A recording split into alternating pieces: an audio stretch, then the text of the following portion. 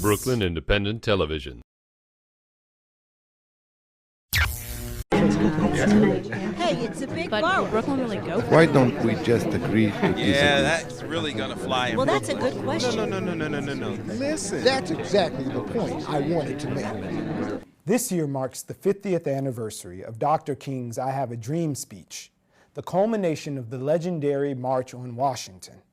And we've made so many strides as a nation since that day, but as a people, African Americans are still wrestling with many of the issues that have been persisting since the bad old days. This is Intersect, and today we're talking Black history and the Black present.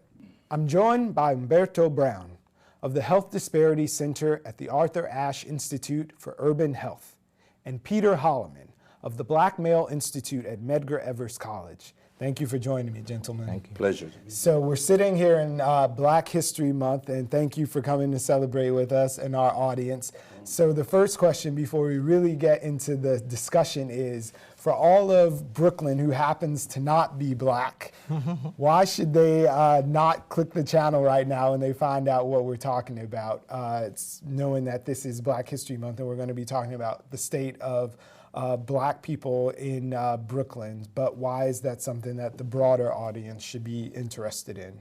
Well, first and foremost, I think Black history is every day. And so this gives the audience an opportunity to not just see what's taking place, on just an everyday level, but what's taking place here in Brooklyn, but how it speaks to what's taking place on a national front.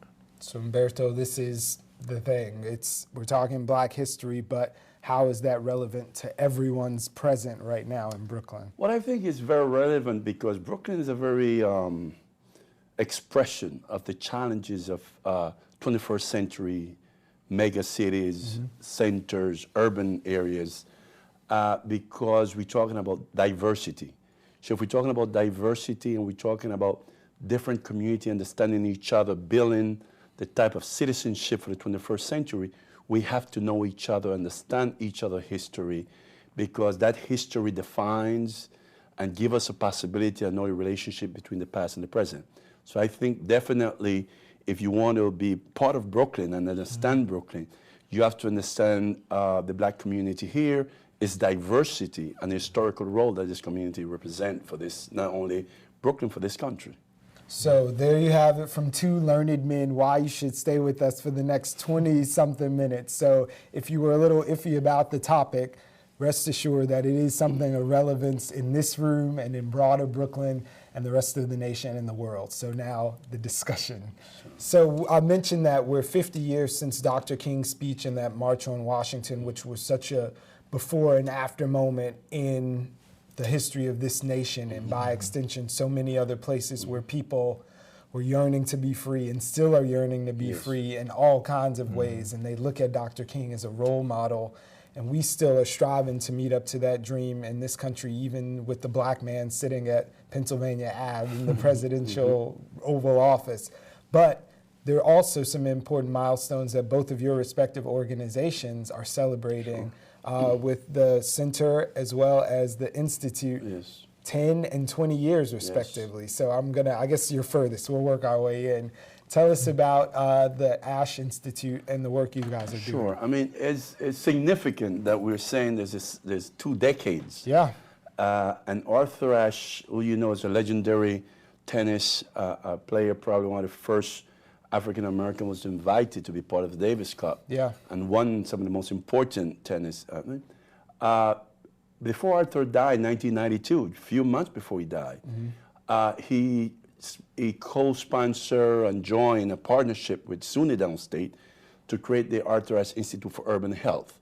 And Arthur's dream was to create an institute that would address the problem of health inequality, and look at the issue of how racism is a factor in the type of deficiency that we see and inequality in health.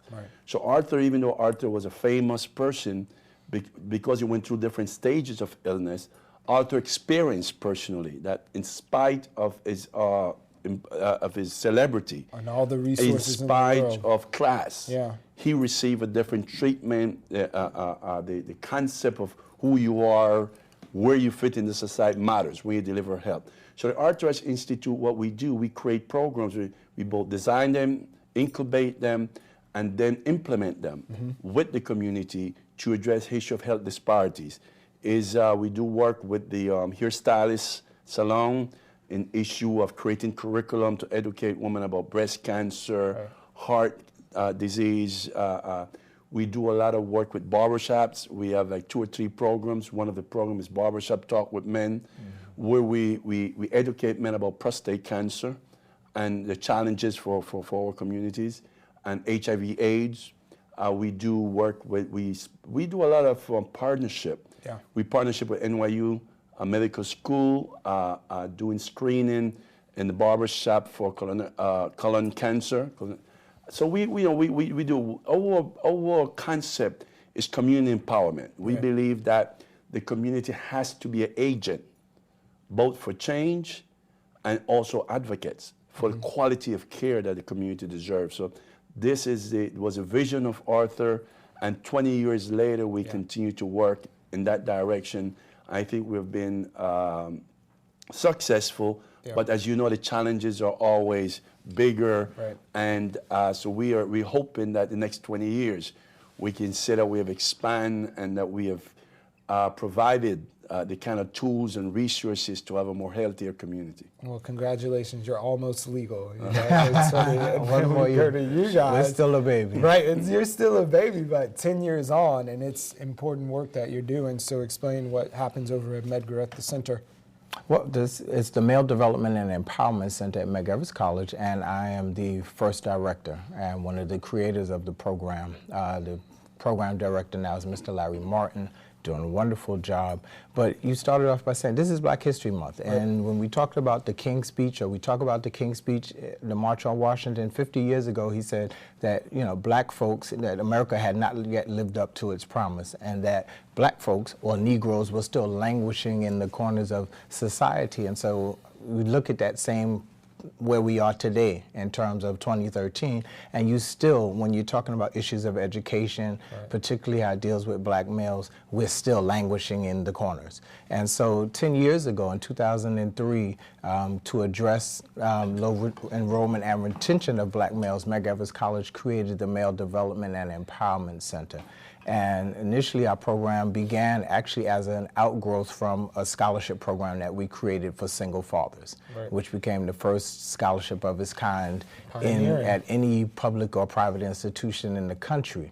And so we just kind of took that and said, okay, well, it's more than just fatherhood, and that these are black males. So we begin to look at everything black, you know, incarceration, fatherhood, mentoring. And so the program evolved from that point. We've increased the enrollment of black males on the campus. We're increasing the graduation rates of our black males on campus. And one of the things that we realize and recognize is that we have to have those structural components in place. You know, it's not just about getting the education in the classroom, but how are we supporting them outside the classroom. So I want to ask both of you, listening to those two perspectives and knowing that we're coming from a place that's solutions-based, and when people hear like institute, they might think of this staid, stoic place that's off somewhere where egg-headed people go in every day and write papers and get very wonky. But this is an institute in action where you're implementing programs and in the community and working with people,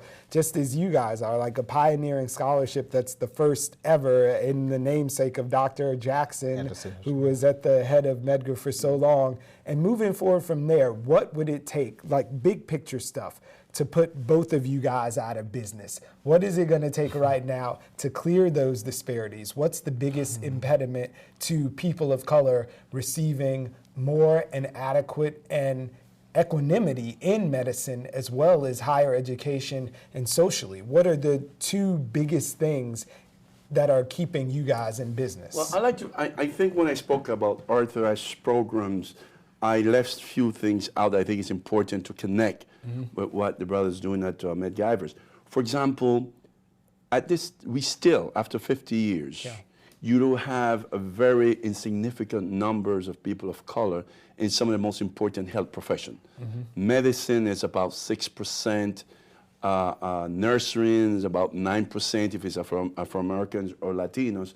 And one of the things we have is we have a high school, we work with like 15 high schools in Brooklyn, and we have a health science academy for kids, a 3-year academy, a very strong, comprehensive program, bringing kids out of these high school who, interested in the science, interested in the profession for 3 years at Downstate Medical Center, expose them, give them a curriculum, and we are successful that 90% or more of those kids go to college, and out of those schools we have many doctors, PhDs, so we create a pipeline, meaning that we're addressing some of the problem with the broader vision that if you diversify the health profession, you also bring more people who come back to the community and are culturally competent in their community.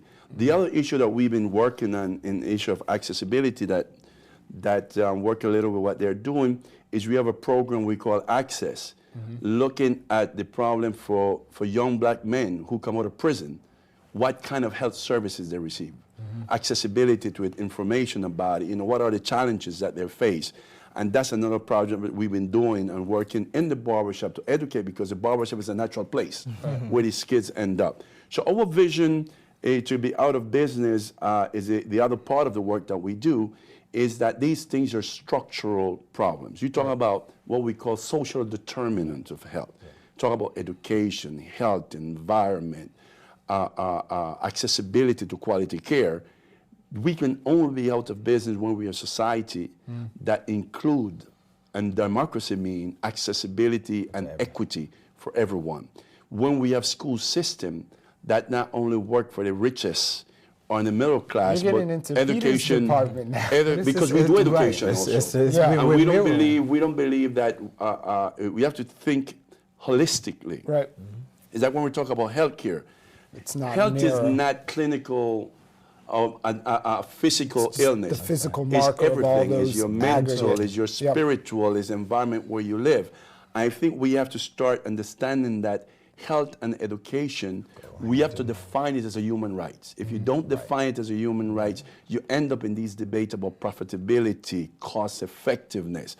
Rights are not negotiable. All of us should have access to the same things. And in that regard, our philosophies mirror, because you said he's getting into my territory, but we actually in the same arena. It has to. It is almost, it's a circle. It's everything's connected. And because of that, even what, our end goal, it'd be great if we can raise the level of the young men that we're bringing into the college, or that the Male Development Center is bringing into the college.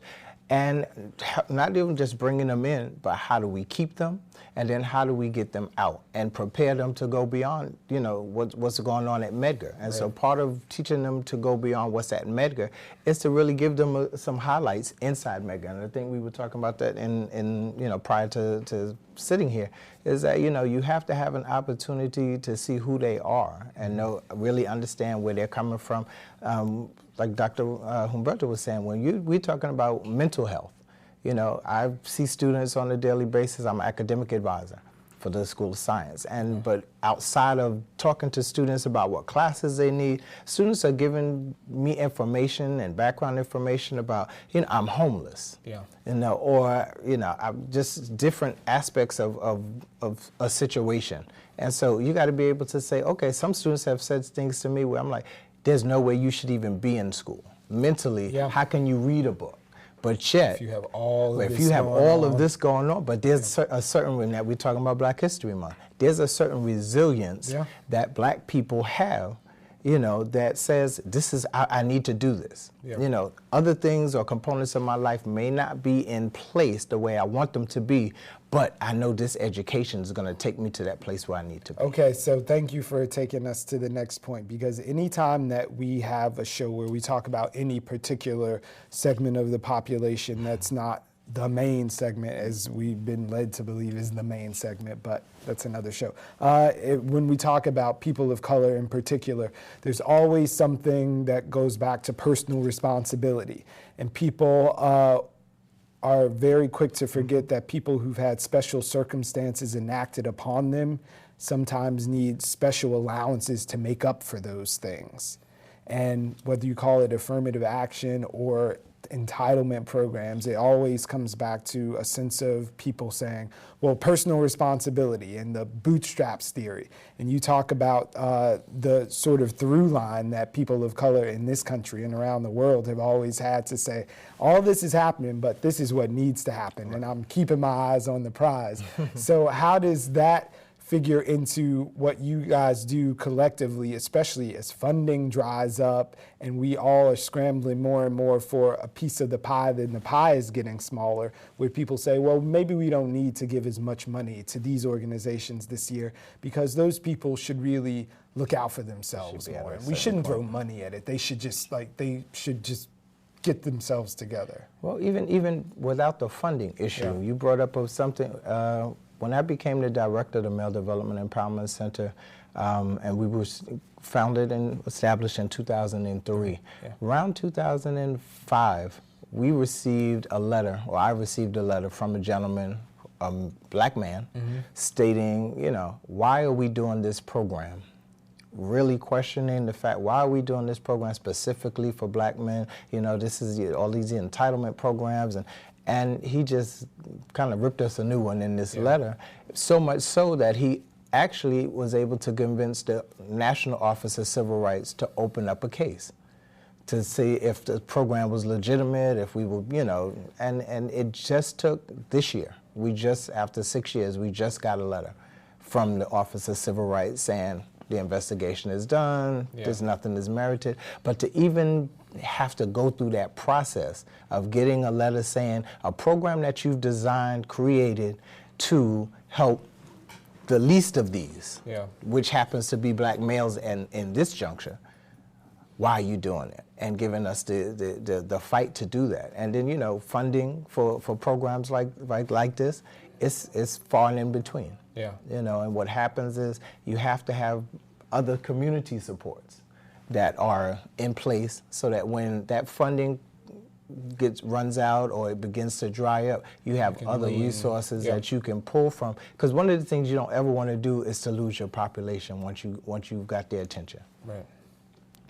Well, I think you raised a question that is broad, and I'm happy when you started with Martin Luther King, because I think that the position you take depends on what is your vision of the society. Because you're asking a broader question. Do I believe that a society that is democratic and fair should take care of all its citizens? The question is what we invest in. And therefore, I think that we just went through the whole issue of the Occupy movement, for example, identifying that there's a 1%er in this society that is acquiring, appropriating a significant percentage of what all of us produce. Right. So therefore, for me, the question is what we consider democracy and what is the U.S. democracy made of in the 21st century. Because if not, I get stuck in these programs. Like when you decide which program to cut is an issue of power. Right. Who are citizens, who has rights, and who we consider to invest in a certain way. So I would start out by, you know, there's an old proverb, African proverb that says that until the lions have the historians, the hunters will be heroes. Right. So that's why I'm happy we're having this conversation during Black History Month. And our reference is Martin Luther King, because we're talking about African American, black people history, who we are, how we got here, how does the system, the problem that we face are systemic. And I think that because racism is so rampant in our mind, we still blame the victim. So even though you have schools that are warehousing these kids, they're not structured. We know how to teach if you have the right money. Because my kids went to a very good school. It costs you money, and they educate. What we don't know, who we don't want to educate or we don't know how to educate is the poor, the working poor, and mostly the working poor of color. Because you also have the working poor, white poors in other part of the country who are suffering the same consequences where we don't prioritize investing in all our children. So I think that the whole discussion about responsibility is a broader issue. It's not just this community responsibility. It's a social. Are we asking the bankers to be responsible for the crisis of 2 years ago? No. Did we still provide them with resources, the bootstrap? And then, so we have to ask bootstraps, they have bailouts. Okay. There's a bailout, not a bootstrap. So I'm saying that we have to also focus the discussion. Right. Because poor people and working people start feeling inadequate because the discussion is shaped about their incapability and incompetency to manage. And we were talking earlier, and I just want to share this. If you think of the public schools, if you have adolescents, and people who are educated know the difficulty of adolescence, one of the most challenging years. If my daughter, when she's adolescent, runs into trouble, I'm going to find a therapist. I'm going to look for a program for her. That's someone I'm going to send her off to a program that help her. Yeah.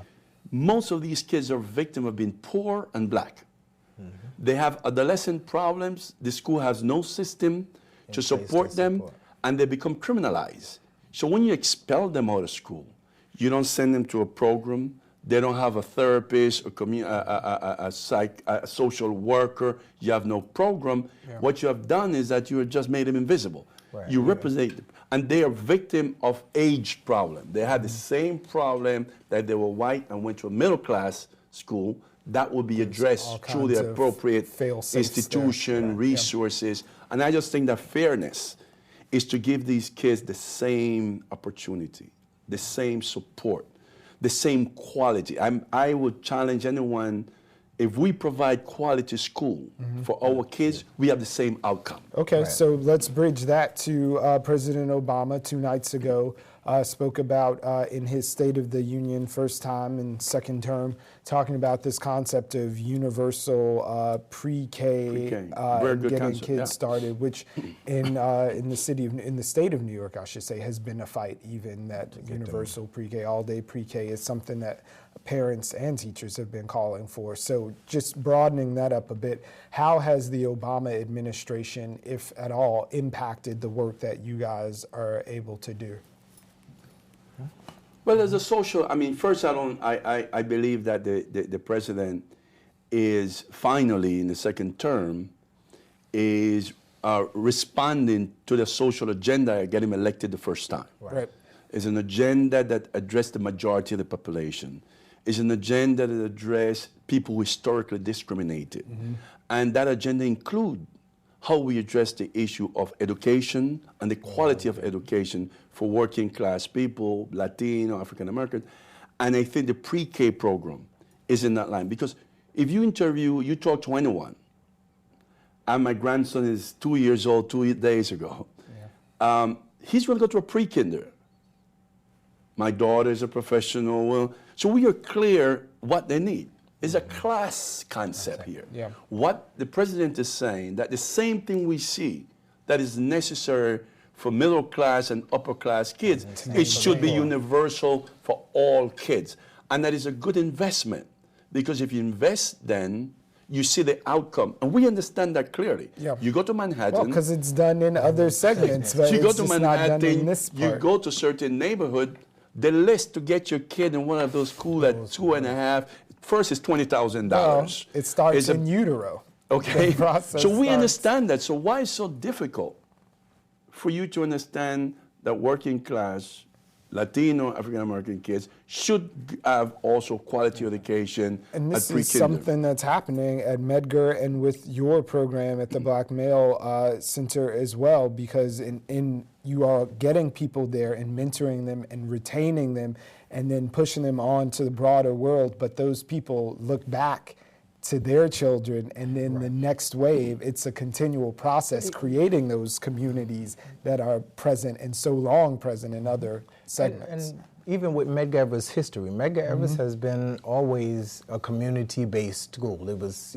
developed and created out of community activism.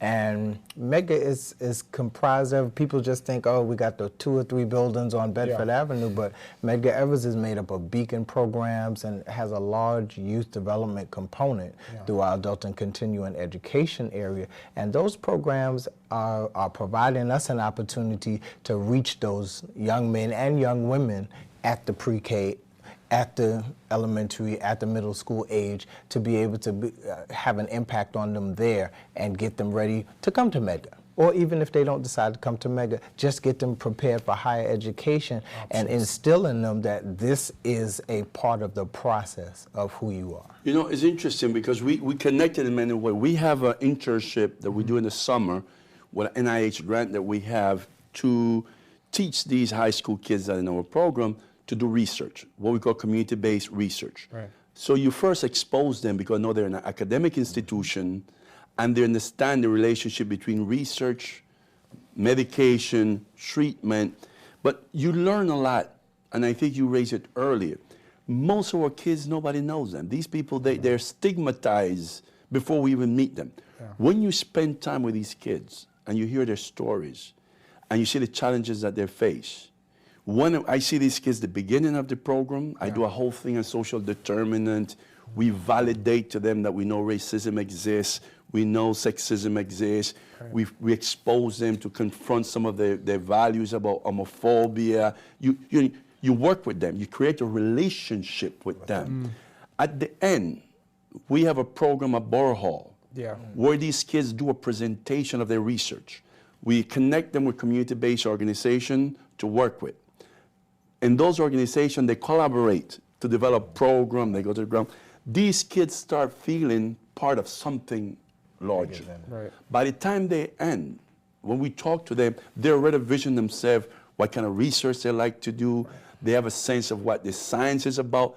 They're downstate, so first time they're seeing laboratories. Yeah. The first time they go to library where they have access to scientific information. They go to an anatomy lab to see what happened there. So these kids are just, they don't get exposure. You go to their school, there's no lab, there's no free space. I mean, it's a whole different concept before they treat them. We learned that if what these kids learn is not only the academic, they need more the support. They need to be part of something bigger. They need for you to treat them fairly. Well, I want to thank Humberto Brown of the Health Disparities Center at the Arthur Ashe Institute for Urban Health and Peter Holloman of the Black Male Institute at Medgar College for joining us today. Happy Black History Month, and we hope that you've been enlightened and started the conversation in your homes if we started here, and that you keep it going. So thanks for watching. Bye now.